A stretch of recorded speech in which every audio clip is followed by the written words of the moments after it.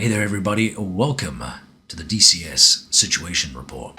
Your expected approach time 3-4, approach button 17, the altimeter 2997.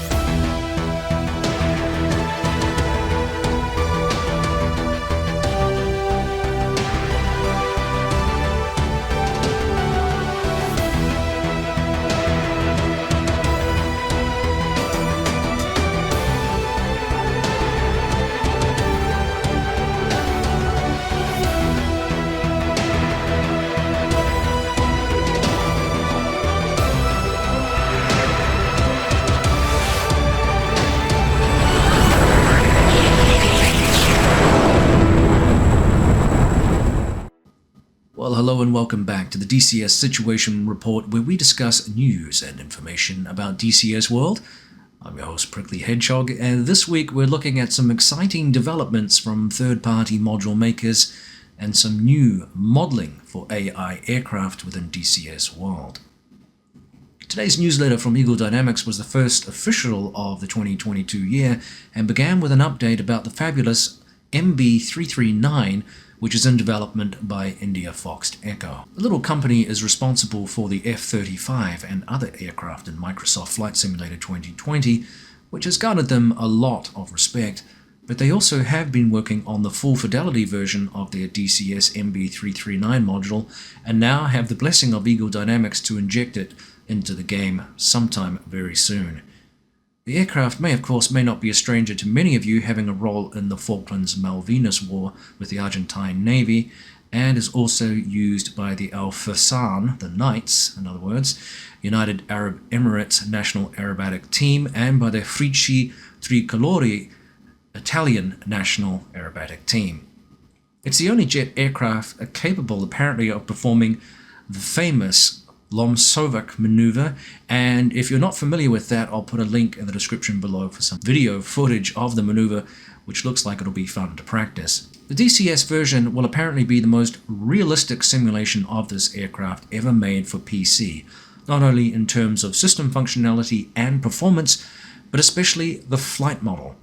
Currently, the aircraft is in its internal test phase and is continuously being improved as new features are being added. The little aircraft will of course bring another useful trainer to the game for us, similar to the L-39 and the C-101, which are currently available also as third-party modules and popular with many users and virtual squadrons. Certainly these development screenshots indicate some nice detail, as we're coming to expect from all of the current and future modules being implemented in the game. So it will be interesting to see how it runs in-game and performs compared to similar aircraft.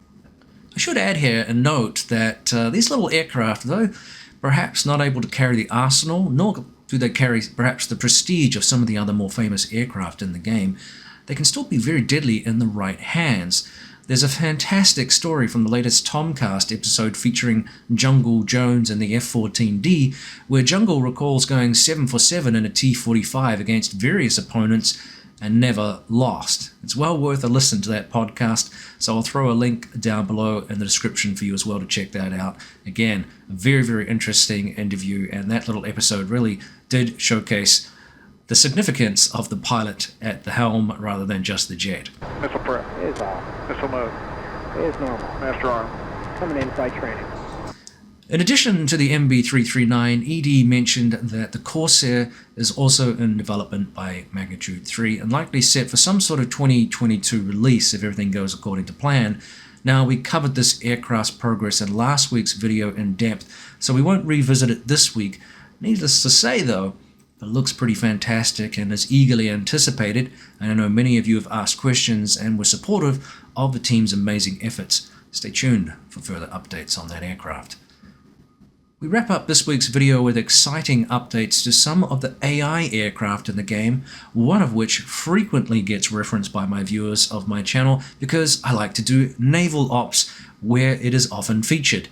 It is of course none other than the Viking.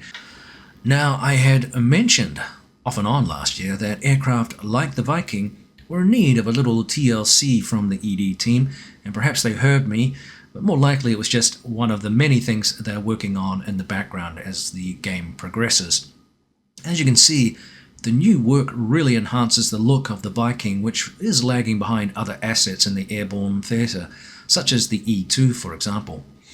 In addition to this asset, ED are also busy upgrading the B-52 AI module, which once again is greatly improved over the existing model and will add a lot of theatrics and immersion to large operations.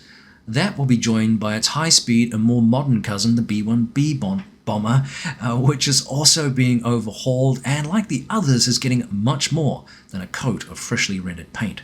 It's wonderful to see these assets get a makeover, and as I suggested on Twitter, it might make it worth running out of gas during carrier recovery just to see how the Viking looks up close.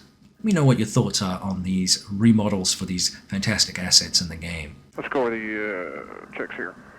Sadly, we have no more official news regarding the progress of the Apache this week, which is of course slated for a January release.